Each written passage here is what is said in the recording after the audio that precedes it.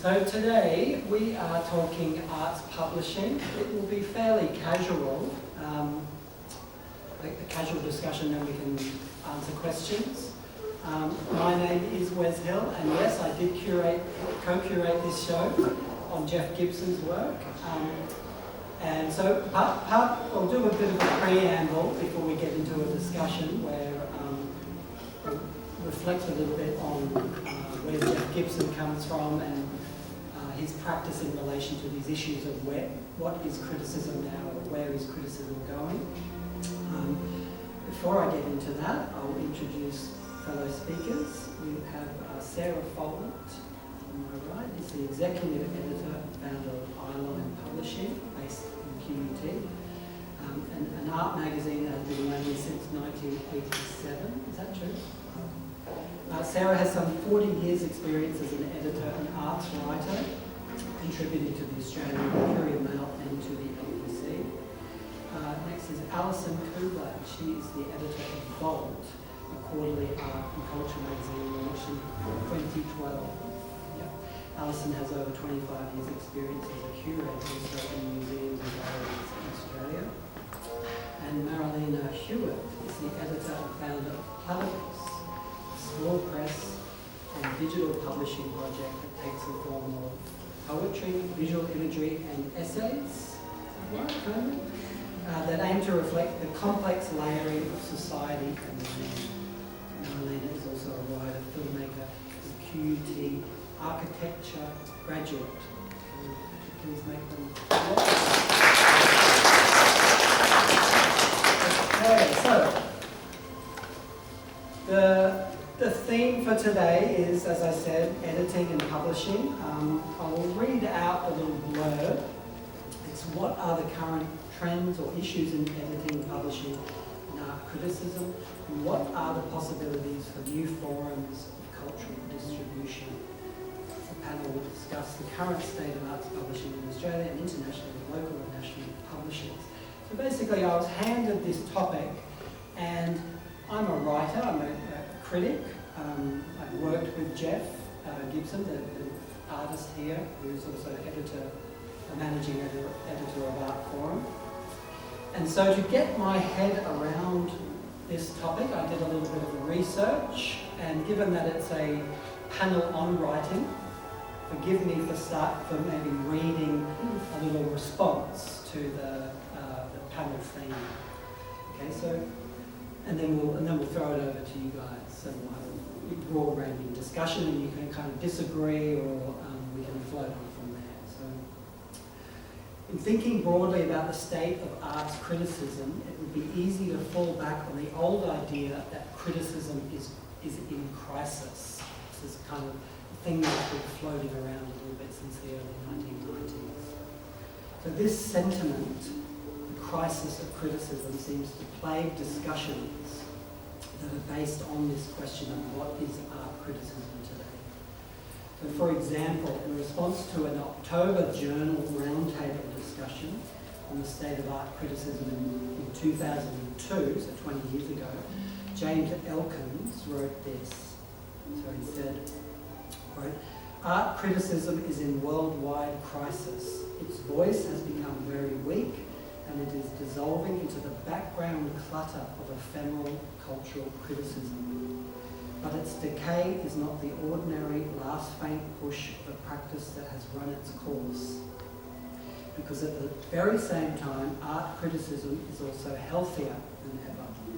Its business is booming.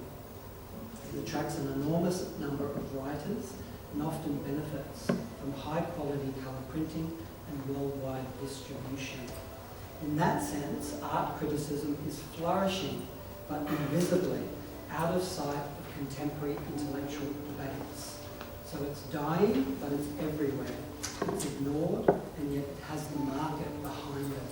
End quote. So what Elkins was reflecting on in 2002 was the fact that texts on artists were still being commissioned, but they were no longer able to centre the narrative. At the same time, he seems to recognise that art is a networking economy, and that communication, so what gets said about art, is built into art's value. But in arguing that criticism was dissolving into the background clutter of ephemeral commentary, it was really saying that the old impartiality and intellectual credibility of the critics was becoming a thing of the past. And that's where these arguments tend to centre, is that criticism once could centre the narrative, and now it doesn't. Other things do.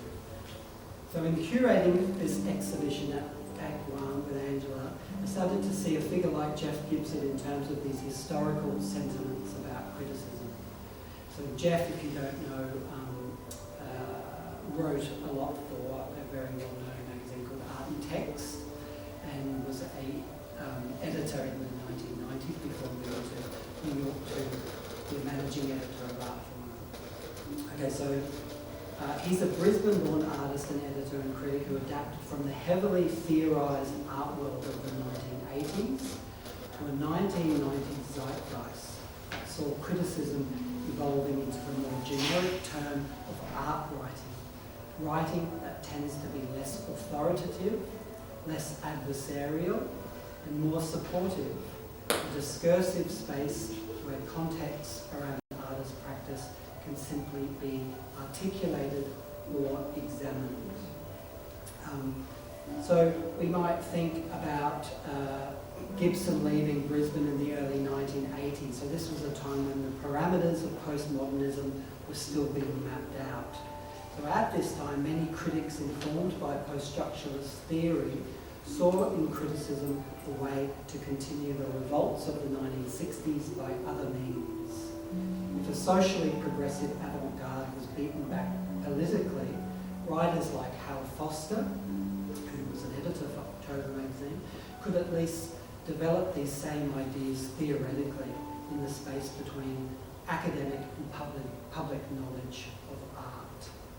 Okay, so we basically have a kind of heightened sense of what theory could do in the 1980s, followed by the following decade was really a quote from Andrea Fraser, the performance artist, in this roundtable discussion in 2002.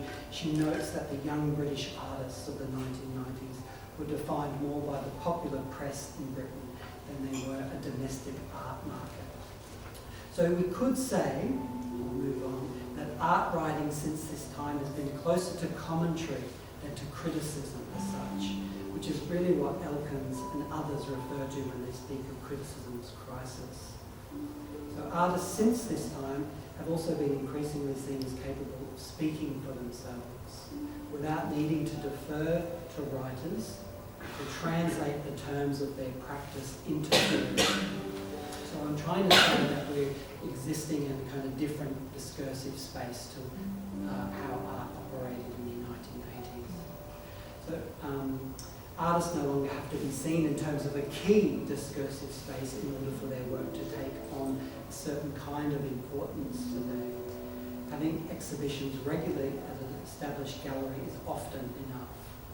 Okay, so some people may see the art writer's more supportive role in negative terms still, particularly in older guard or an older generation, as representing the triumph of anti-intellectualism and the general aversion to controversial, complex historical ideas.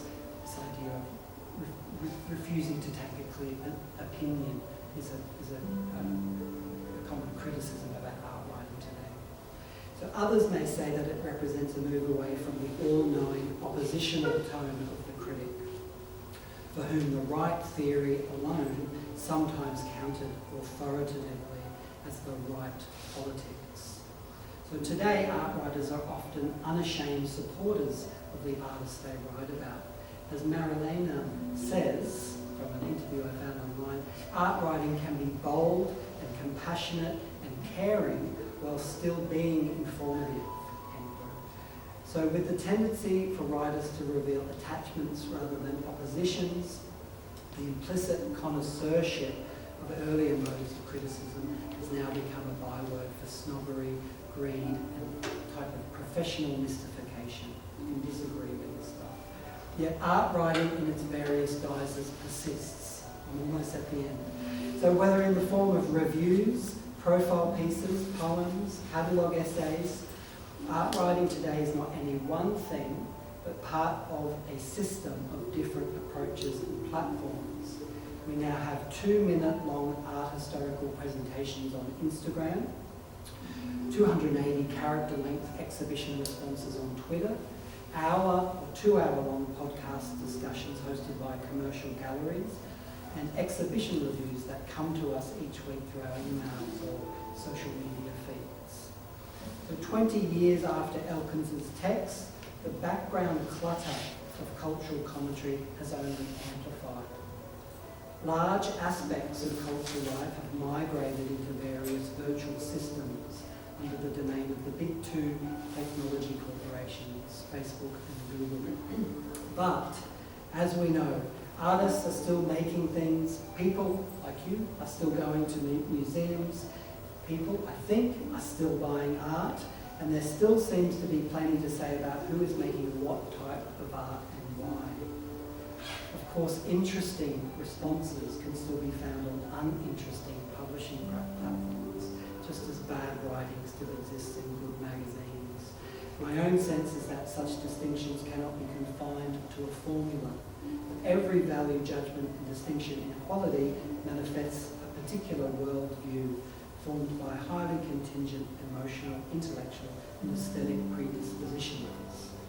Okay, so we kind of know this. So with that, to begin, I wanted to ask the panel about these worldviews that have their own worldviews.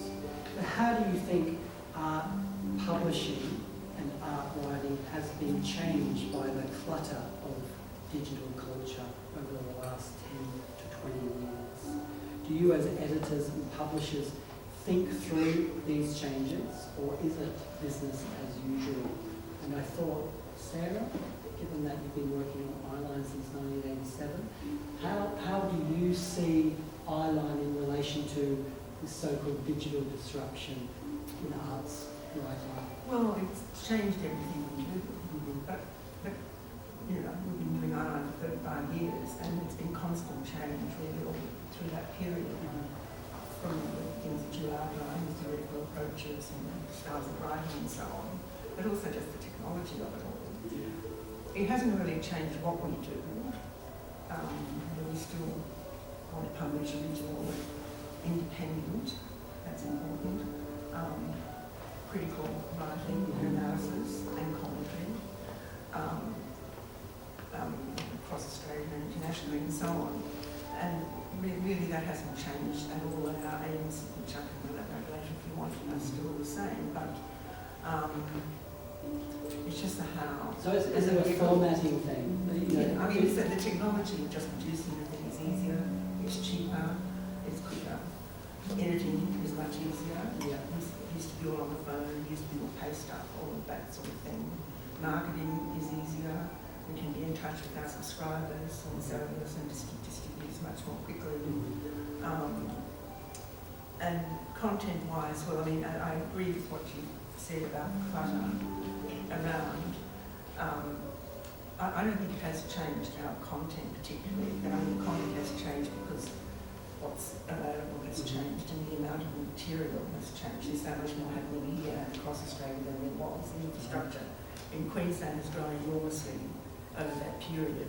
Think of university galleries and regional galleries and so on. There's been massive development.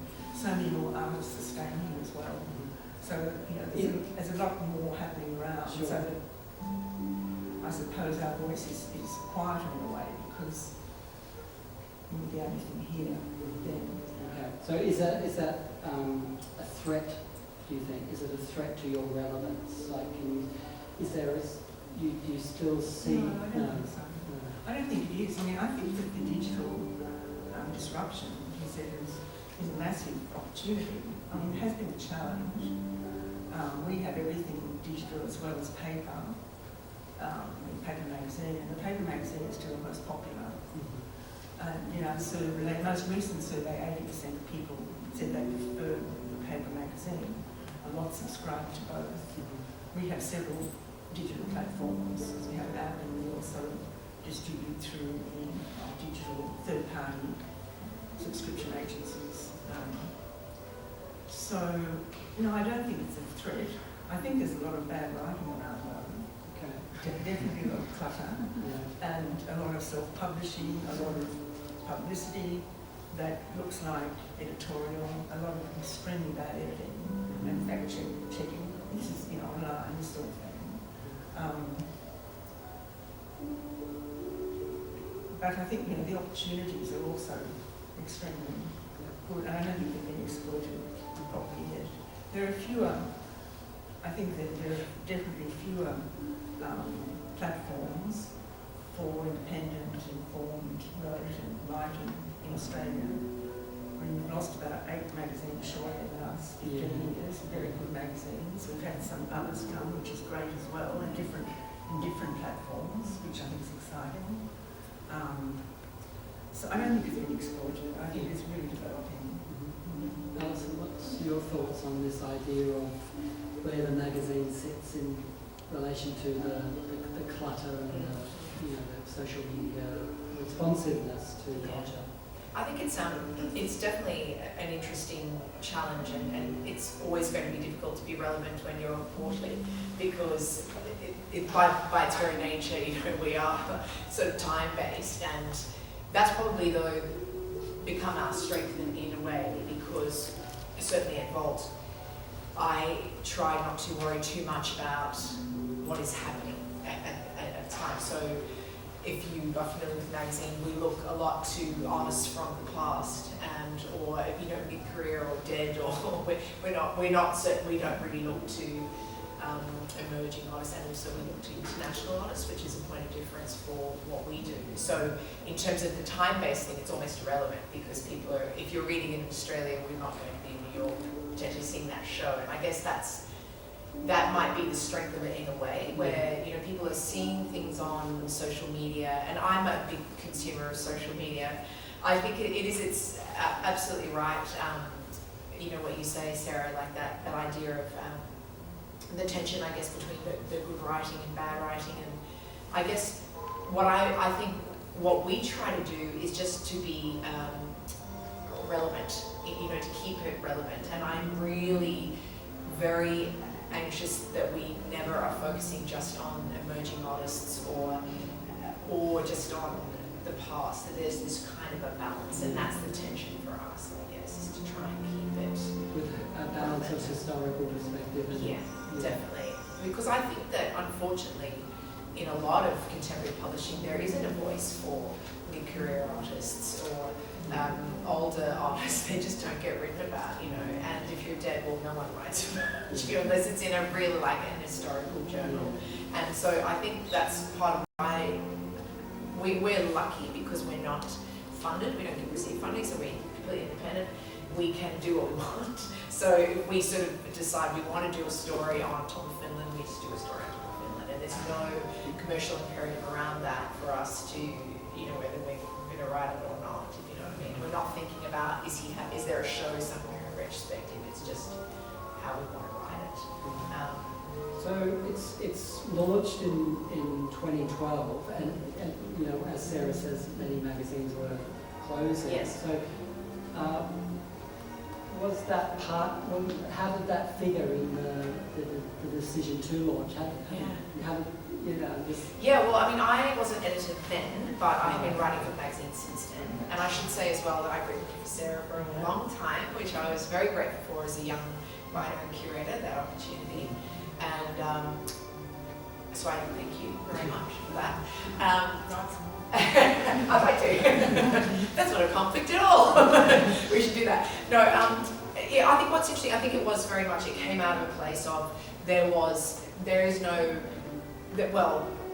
not really journals that write about international artists in Australia. So that was the twist. Like the bit of the twist, and also just bringing into that we know that people who are reading art journals are actually quite interested in architecture or music or fashion, and that it's all part of a cultural hierarchy and how to kind of sift it out and what might be of interest to a broader audience. So what we try to do loosely is each issue have 2 international artists, 4 Australian artists, a New Zealand artist, 1 or 2, and then we'll mix it up with kind of everything in between, And there is a nice thing about being independent where we go with serendipity, because things sometimes fall in your lap and you go, oh, that's a great opportunity, let's do that. And then just do completely things that have no relevance to anything, like an interview with Matthew Bowen. He's not having shows, nothing. It's just one of those things where we're pursuing it and it happens. So yeah, just kind of, and I think that's probably the spirit involved thing that I like. Let me tell you, it's exhausting.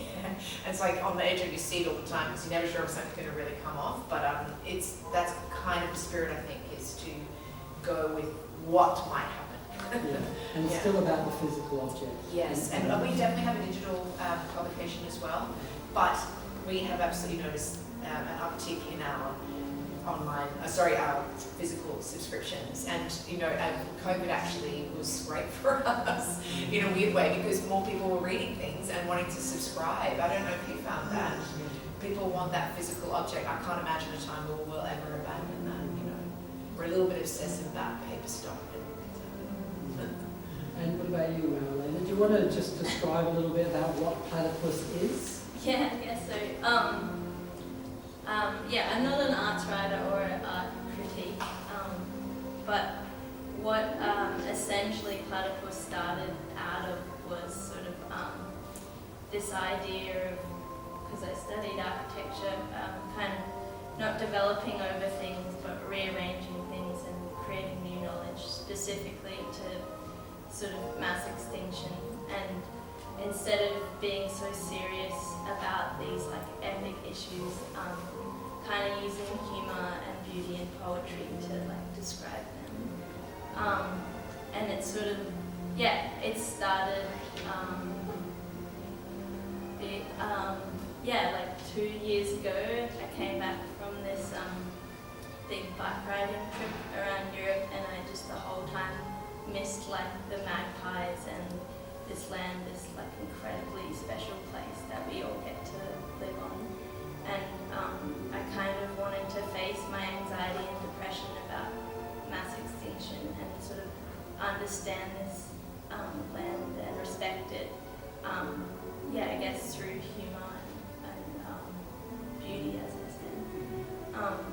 And as to like digital disruption, like basically I started the publication on my own. I put my life savings into it, and I think it makes no money and it's a bit stupid, but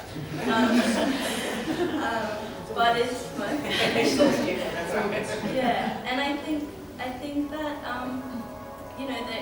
it's like not, the digital platform is not just destructive, it can be extremely constructive, and I think publishing is essentially, making public, and no matter what medium it is, if it's thoughtful and it's considered, then, it's worth existing in the world, no matter whether it's a physical artifact or if it's online.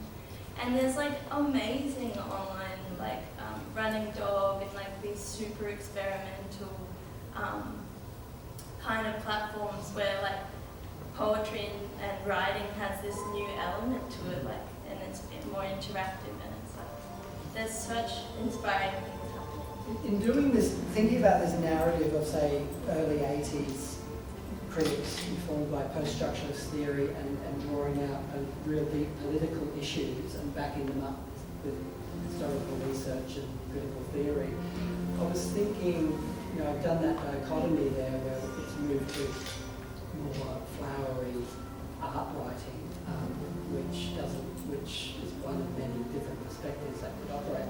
Then I was thinking about you, how you have the politics is so central to what it is you do, but you're not relying upon sort of historical critique. You've got your deep, you know where the purchasers of your mag probably share your politics, but it's not drawing from critical theory. So is it predominantly poetry and kind of creative responses? Yeah, I think it's it's like maybe less about I don't know, I'm not like the sharpest tool in the shed, but I feel a lot, and it's about kind of understanding those feelings and like creating new and interesting ways to allow people to engage in that sort of thought, the political thought or whatever, but in a different way, or like, I don't know, sort of in architecture, it's sort of like for me, uni was about like taking these engineered solutions to things and then like kind of like, I don't know, making a joke out of them or rearranging the arrogance of this like these diagrams that think they're so smart but they just reduce everything down and kind of like maybe, I don't know, changing the way we think about everything. And so was it hard to it seems weird how you got there through an architecture degree. I mean, is it part of it also navigating this silly art world? And working out its rules and its languages and why can't I do this?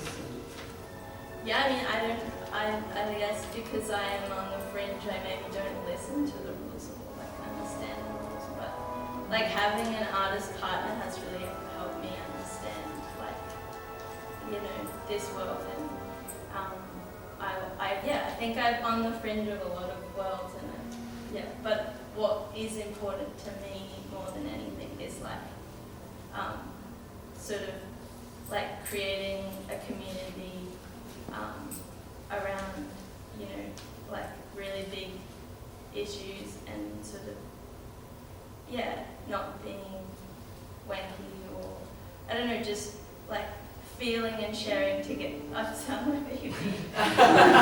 Feeling and No, I'm very good. no, but like I guess T also introduced me to like people like Timothy Morton who like sort of they are so amazing at using humour and like poetry to explain like ecological awareness and encouraging people to like acknowledge like really small intimate things as well as like this giant problem and like I guess it's like that in between being an individual and this whole world issue there's like this community I don't know. Is it kind of like hyper-locality where you take that the local issues and these kind of quotidian interactions in your environment and you take them seriously or and is that part of the seriously, but what's that? Not seriously, but passionately and with a kind of communal focus. Yeah.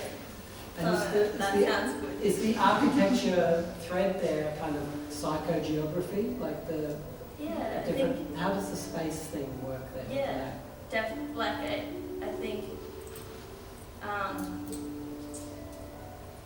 I think there's a lot of things that I took out of architecture school, but I think it's sort of my obsession was like with mapping and understanding like the geopolitical, I think this country there's so much politics in relation to land, and it's so interesting. Like once you zooming into like very specific, nuanced things, and like I think I became obsessed with just like finding like random things on the internet. I don't know, and communicating. I don't know where I'm going with this, but just kind of obsessed with mapping and understanding the land and the places that we live, and not trying to demolish them and create new developments, but to like really appreciate them, even if they are like not the most beautiful or the most. It's like critique through attachment and talking about affect rather than the old critique of the scholar being detached and getting rid of all their bias. And maybe before we throw it out, I was just going to ask a boring but key question about funding structures. So, Sarah, how is Eyeline possible? Like, what does QT provide, or how does the relationship with QT work, and how did you get involved in that kind of in structural sense, financial sense? Well, when we started, the Artworkers Alliance started at the same time, or the same people set it up, and it was an artist initiative really. Grew out of that space and a coalescence of artists wanted to have a magazine here for lots of reasons. Basically, there was no writing here at all, nothing interstate about whatever happened here. And was a magazine like Art and Text on the inspiration or for you? Yeah, At that time, yeah. Yes, yeah. You were trying to get something like that, yeah. It was never going to be exactly like that, really, because we had a pretty broad lot of stuff to cover, and that was very focused theoretically, especially in the early days. Yeah. More than we had ever really, Okay. I think. Yeah. Although we've had that. Yeah. So yes. But it wasn't the. But there were a lot of magazines. I mean, there was Art Network and Praxis and Agenda and Protocol. All gone. Anyway, so we started with Art Workers Alliance, and eventually we were always independent from them because the independence thing was something that was articulated really strongly from the beginning. So basically, we get funding from Arts Queensland and the Australian Council. We had seeding funding from Arts Queensland to do the first issue. You'd never get that now. You have to do at least, you have to produce something first issue. And we've had funding from the Australian Council from the second issue. It's not massive. We have our own income, of course, from sales and advertising, and QUT gives accommodation and like IT support and computer equipment. They treat us like staff, basically. So we get, what staff get, plus the accommodation and storage. But art workers we're going in another direction, public art and a whole lot of other stuff. And so the board decided that it would be better for Ireland and probably Ireland was more stable to be in, because we were always competing with art workers for funding as well, because we applied separately but it sort of came together, and sometimes we got it and they didn't. It was complicated. And so Ireland was put up for sale in Australia, called for tenders. And we got tenders from, we had about 30 from all over the country. And QUT won because it had accommodation.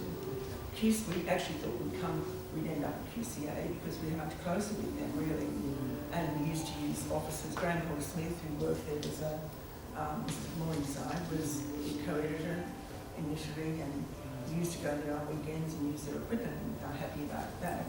But anyway, they didn't have money or space, so we ended up at QUT, and they have no input into the editorial at all. We spent about 18 months with lawyers, and we've got a really tight agreement where their contribution, they get to appoint some board members, and the agreement is really 3 years, and so they don't really have any influence on that. But they can change the direction through the board. They do have some board members. They can change the direction that way, but in the day-to-day content, they don't have time anyway. No academics have time anyway. Alison, what about you? Do you want to just talk a bit about that? About how you got involved, and you talked a bit about the freedom of being independently funded. Yeah. So we aren't funded at all. So we would fund ourselves commercially, like through advertising and those things. We have a very, very, very small team, and we're all based all over the place. I'm in Brisbane, and the writers are all around the world and in Australia. So it comes out of Art Inc. Publishing, which publishes books as well. But yeah, it is always hand to mouth. Like, we don't really turn a profit.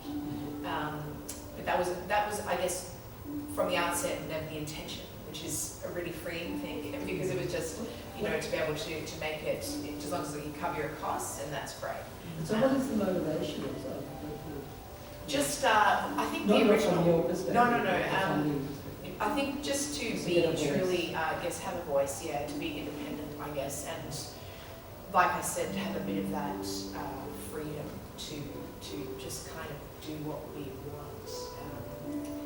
And I guess with freedom comes great responsibility, and that's very true, because we have to be very mindful of who our writers are and the tenor of the articles, and that we are acknowledging diversity and gender, and we do work really hard on that to make sure that that is the case. It's a lot of work, it is a lot of work because we have to, you know, at the end of the day pay bills, but so far it's worked out well, I think. Yeah. And I think in a weird way, I feel like we've struck this kind of balance between kind of curiosity, you know, people are, you know, we try, that's what I kind of aspire to, I guess. I'm always thinking about what would I like to read. I'm quite curious about a lot of things, you know, and it's nice to be able to just think, like I thought to myself, I'd love to interview Ronnie Horn, you know, and I thought, there's no way Ronnie Horn's going to say hello, yes. And it ended up being so nice. I talked to him on the phone for 2 hours. And it was that thing where there is this freedom where we can just do that and just have a crack, because it's not like she's going to take an ad involved.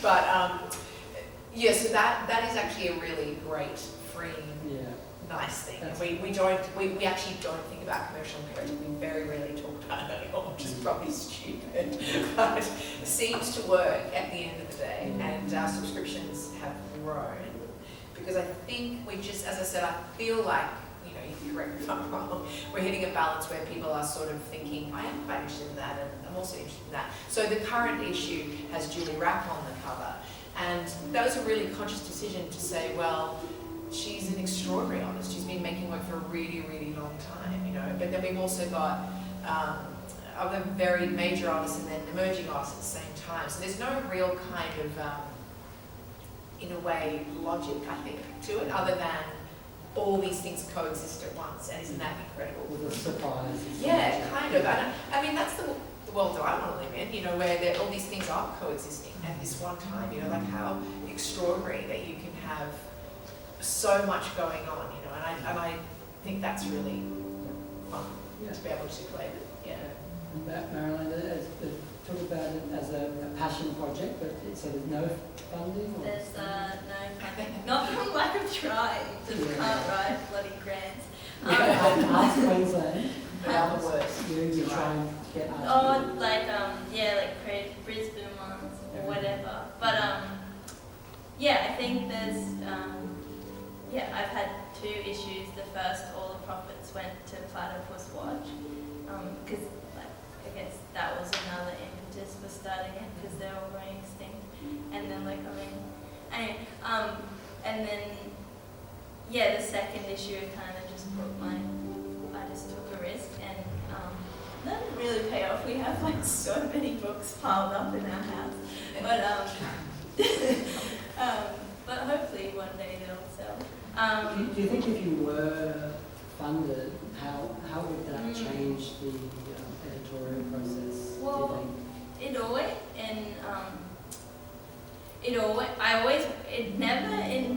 I never intended it to be thematic based books. It just happened because of COVID. But the initial way I wanted to start it was more the publications would form these kind of field guides, and all the kind of the things that I want to do in the future are based on traveling with a bike or whatever around the land to do with a specific topic.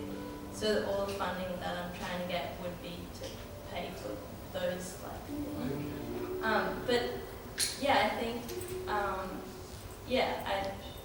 I won't stop, and I love art books and the art book world and that community, and I keep wanting to I think develop those skills in design and bookmaking, as well as the ideas that are really important. Sure.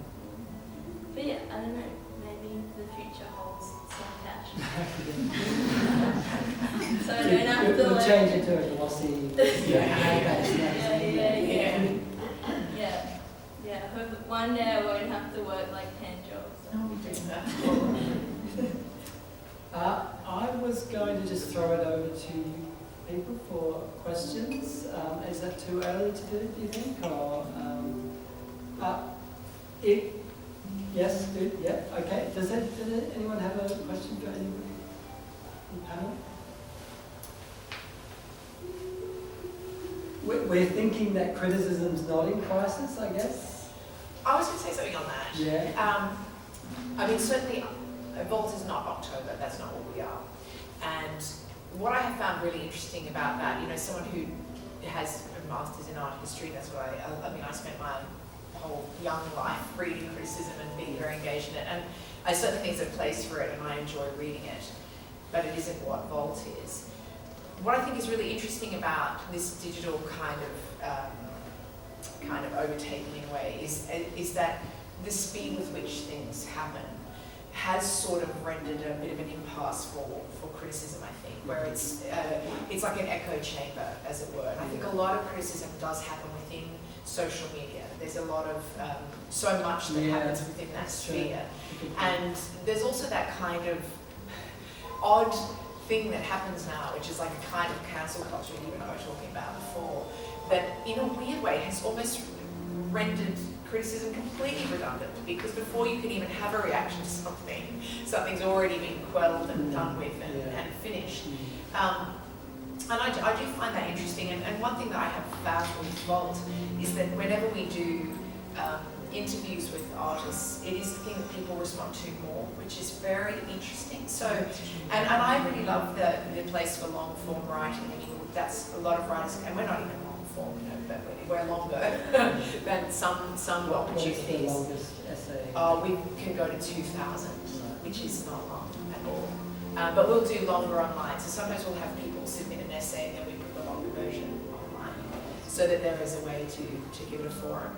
But I think what's interesting about that is that you've got this kind of, if we do an interview, for example, with Matthew Barney, people love it. Like, it's so interesting, and I love it too, because in a weird way, I don't want to read everything that everyone has already written about Matthew Barney and then kind of reassessed and thought about. I actually do want to know, how did that work when you were working with wolves in the wild, you know? And he was so charming and kind of told this great story, and we have had great responses to that. So I suspect there is a kind of interest in that, you know, not that that would replace criticism, but I think people are more curious now about that, a certain kind of artistic process that is very, it's extraordinary when an artist tells you how they've done it with this kind of thing.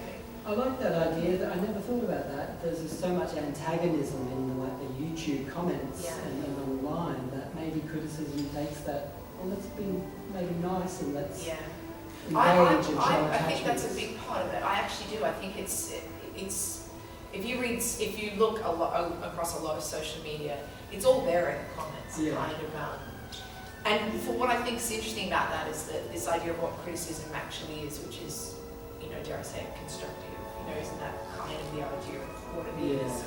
But that has been removed. I think that we don't really do that. I mean, and I think that's probably the same for so many art forms, whether it's dance or theatre or music. It's not often that you read super negative, or it's not really, I don't know, I just feel like maybe it's not where people want to, I don't know if people don't want to read it. I don't know. I will say that Jeff Gibson, as a critic, became quite well known for an essay, for a review kind of profile piece he wrote in 1993 for Art and Text called About Grunge, where he dissed grunge art basically, and he set up an argument about grunge art being latent neo-expressionist painting or something like that. But the thing about taking a stance, though, when the My Brilliant Eye exhibition, the survey of the 1990s, was held at the NGV, they reference that essay quite a lot. And the thing about good criticism, I think, is that you need a kind of bad guy to, or they offer themselves to be shot down. And as the October group did, I think, the October editors, and it's actually very helpful, though, to formulate arguments bouncing off those candidates. And I think it's a shame that we might lose that as well. I mean, ostensibly we live in this age of diversity and freedom of speech and all these things, but actually that's not entirely true at all, because if you do, you know, argue against, or I'm just going to say this, there is no criticism of Indigenous art in Australia. There's none. There's very little criticism of anything at all, because it does not follow the trend. And I think that's one of the things that was interesting in the description of this talk around trends in publishing. And I think if I was going to say that would be a trend, is that you don't buck the system. You know, that's, I think it's difficult. I think it's very difficult to actually have free discussion around art. We don't do it because you will get cancelled. You will get cancelled. There's so much publishing, so much, and the majority in a way comes from the big institutions, and in support of their exhibitions. Yeah. And that's great. There's some beautiful publications, but it's not ever going to be valuable. Yeah. I'll pay you this paper. Yeah, that's what I was thinking. Yeah. But he's written about that extensively. Yeah, or even if it's an attempt to be unbiased. Yeah, But we all supporting the program of the gallery or the institution, and that's absolutely valid and fine. But if that's the predominant thing, then you're never going to get people taking that strong stance on things. That's right. Because you can't have criticism if you're not prepared to criticise things, and we don't do that in Australia. We don't criticise things. That sounds contentious, but it's true. When was the last time you read something that was negative? It doesn't have to be just negative. Yeah. I mean, it's evaluating this analysis, really. It's engaging. It's engaging. Get work and sort of trying to draw out something more from it. Exactly. Yeah. Gibson's essay is, I use it with my students, and it's very constructive. Yeah. Yeah. And even now, it's interesting, isn't it? You have writers sort of doing mea culpas because they got it wrong, and it's like, well, maybe you don't need to apologise for that. Maybe that was the feeling at the time that you got it. Like Philip Guston, that stuff is fascinating to me. That at the time you can write this very kind of brutal critique of an artist, and now with the benefit of hindsight, it's a different perspective. It's just interesting, isn't it? The threat of deplatforming and I think it's real. I think it's very real. It just reminded me a bit of the idea of Marcel Duchamp saying that everything is art. So does that tie into that, it's more difficult to be critical of art? That's a very good point. The point that what criteria are we basing our judgments on, perhaps? Yeah. And taking a stance is a form of subtle cancel culture in a way. Yeah. It's dismissing people with those values, even if they're aesthetic values. Possibly.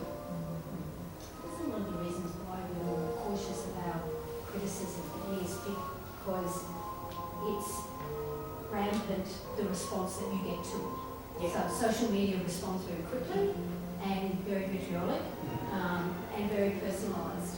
And I think there's a caution then, because you don't want to express something where you are advocating a position which you think might open discussion, where it actually doesn't open discussion, it just creates a spray of negativity.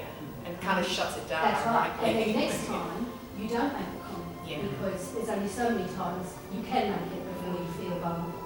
Or you become branded for that viewpoint. And man, if I am held accountable for something I said 5 years ago, I would hate that.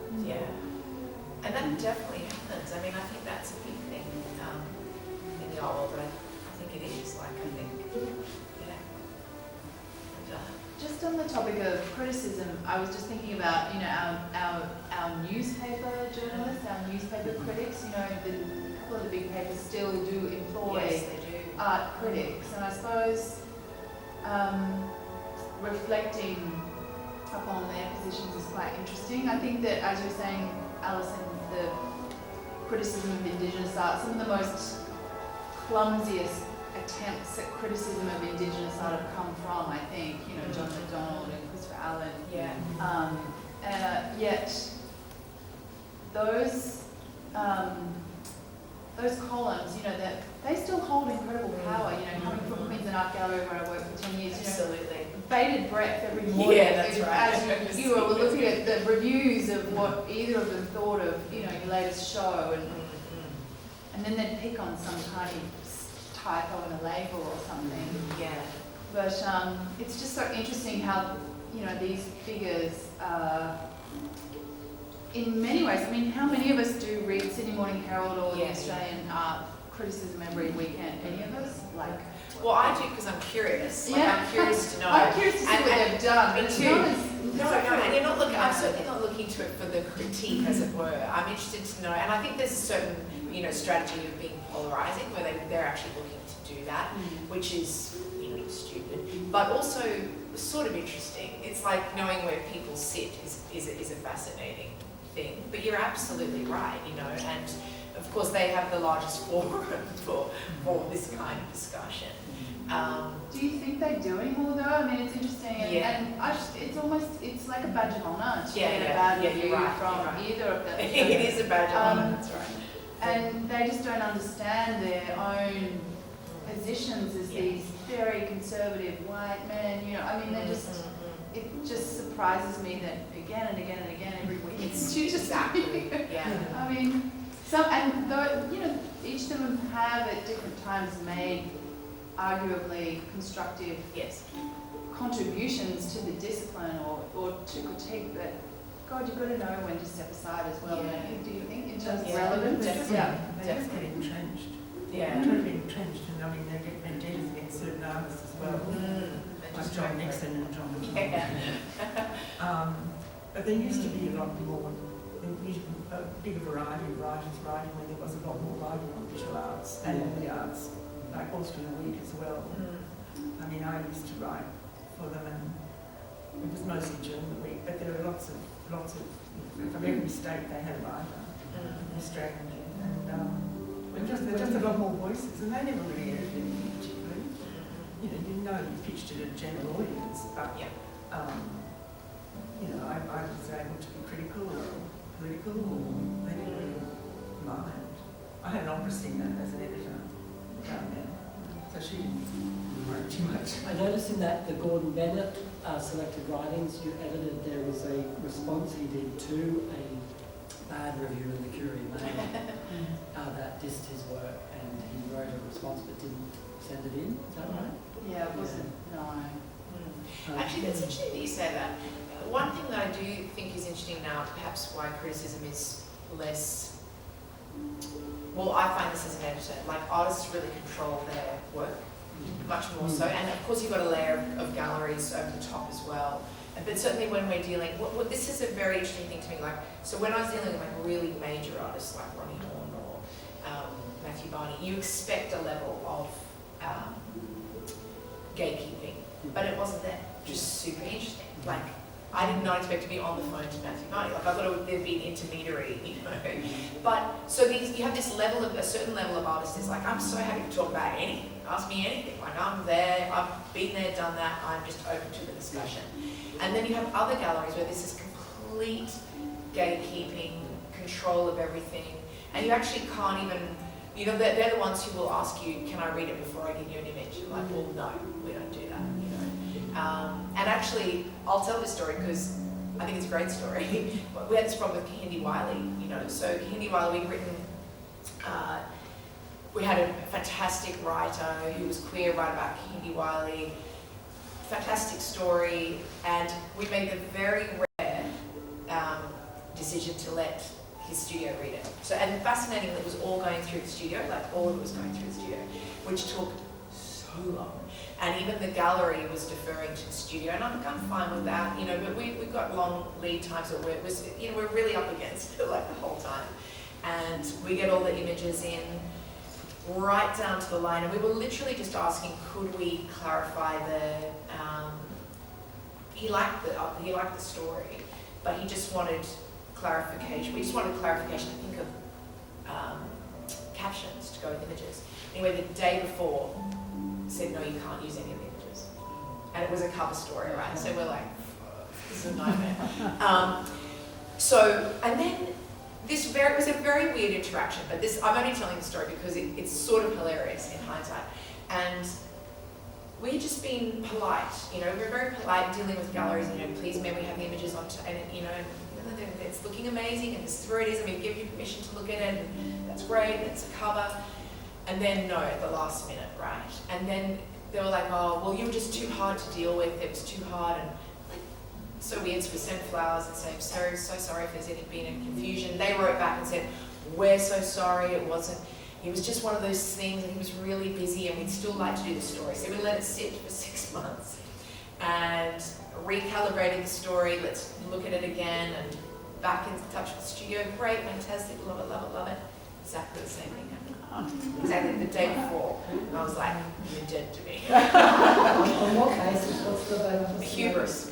100%. Like absolute, complete narcissist. That's all I can say. Like it was just such a horrible situation where this writer had done such a beautiful story. He liked the story. I don't even know what was going on. It was just weird. They were awful to deal with.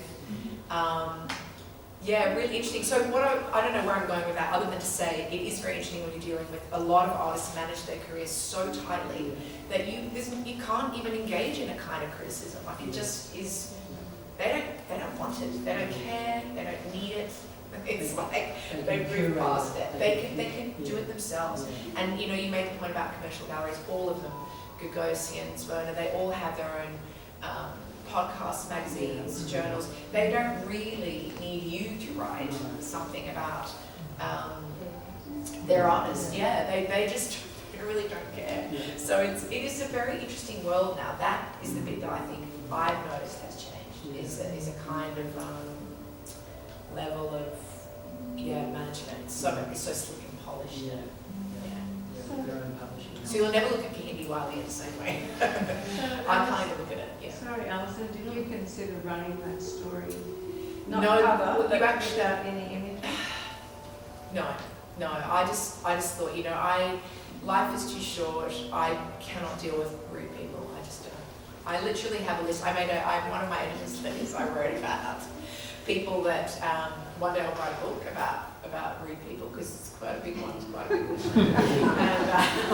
And because I just try to be as professional as I can be in my interactions with people, and it's just so easy to be polite and professional. I just don't get it. I don't get it. So so we didn't, because also it would be bad to be sued, and we just were like, no, I'm not even going to give you oxygen now. It's just annoying on every level. So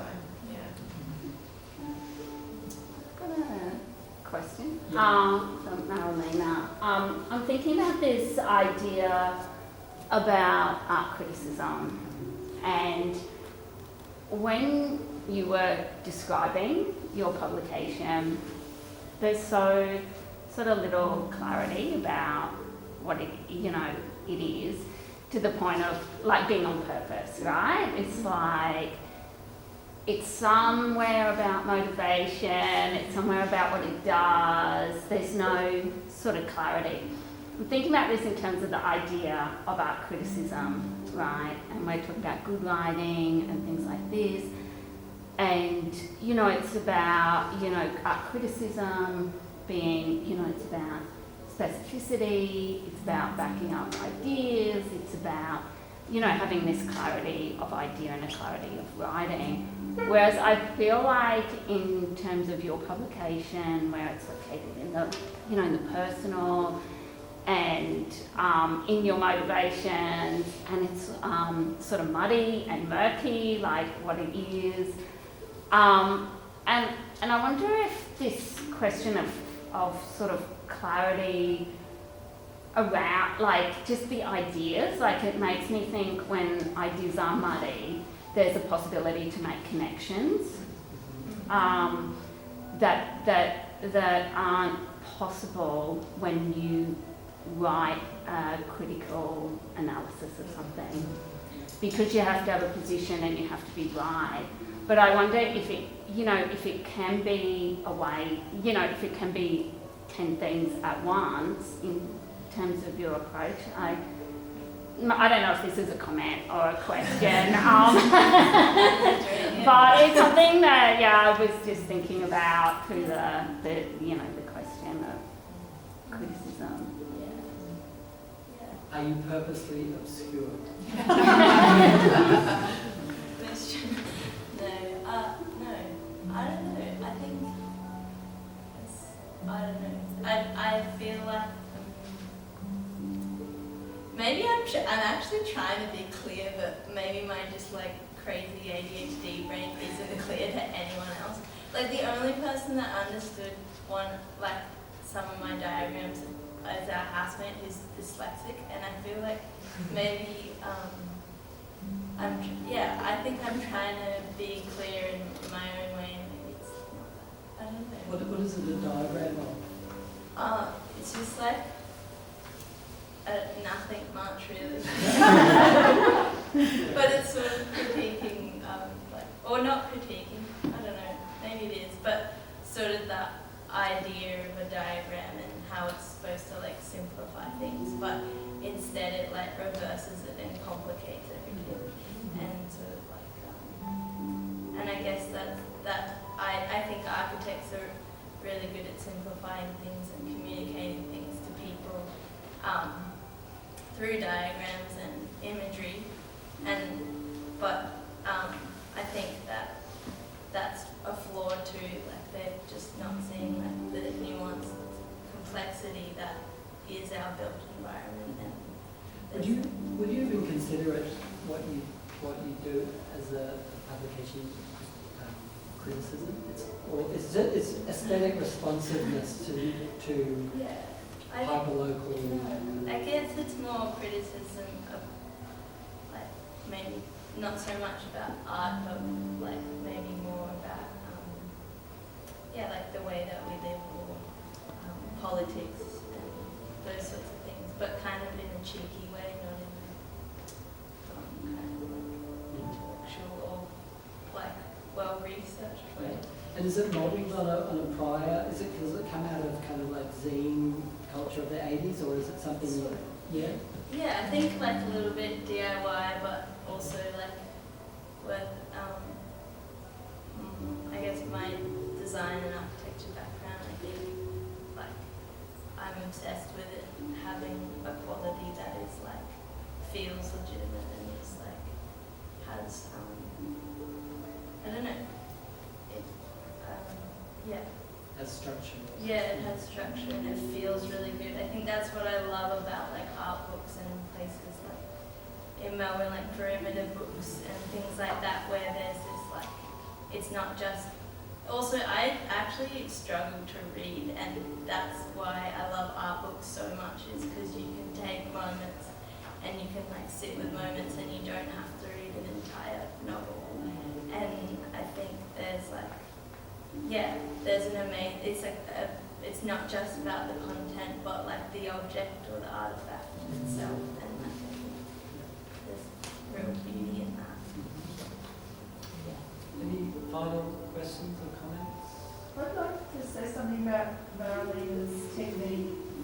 She's in, is it IMA, Supercut, or is it? Outer Space. Outer Space is Supercut, which is an online gallery program running at the moment. And Marilena has a flowchart in that, so it's a very architecture-y sort of thing, isn't it? Yeah, it's sort of like a girlfriend magazine flowchart.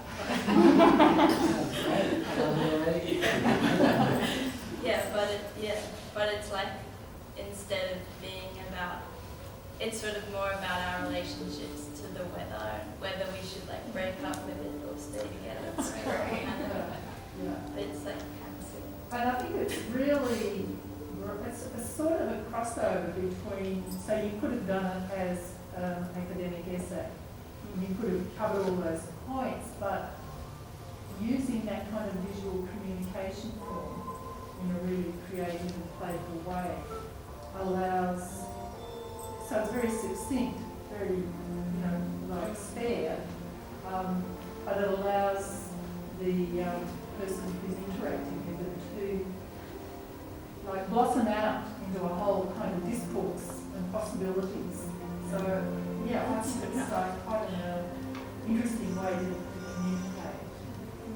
Yeah, so it's not art criticism, but it has some of that in it, and it's very much about engaging with contemporary concerns and ideas.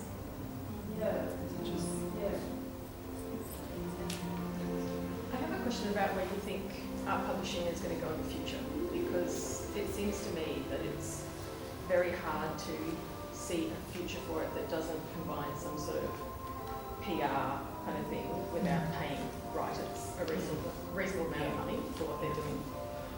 Because it's really hard to have a career as an art critic, or any form of art writer really, without having to combine that with other aspects, other employment opportunities, or churning out, bits of writing that is basically rehashing media releases, because the pay is so bad for writers that without churning out 10 things a week, you can't put enough thought into it to really write a really well thought out piece the way that historically arts writers like Robert Hughes and Jerry Saltz were able to really make careers out of it and publish really thoughtful responses and harsh criticism that was justified because they had the time to research and really think about what they were saying. So, I guess I'm posing it as a question, but it's also my opinion. But I just wonder what's the future of that?